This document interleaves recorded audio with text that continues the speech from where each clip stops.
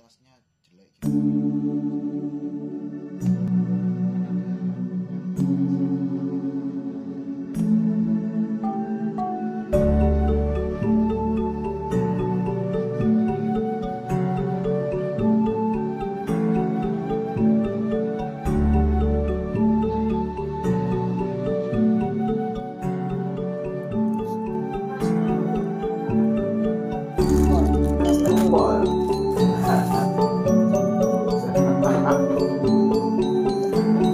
Manfaat lain daripada pisau okulasi tidak hanya untuk stek tanaman, tidak cuma untuk ngebelah usus, motong unggas, memotong domba, kibas, biri-biri, ini bisa kan.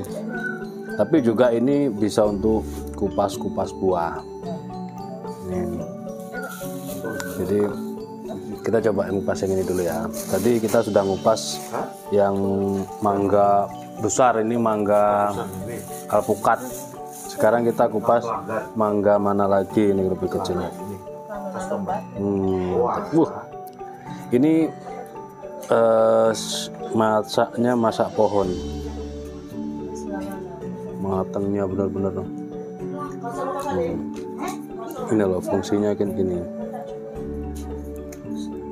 Jadi ketajamannya tidak hanya bisa buat ngupas buah mangga, buah apel, tapi juga bisa buat sembelihan.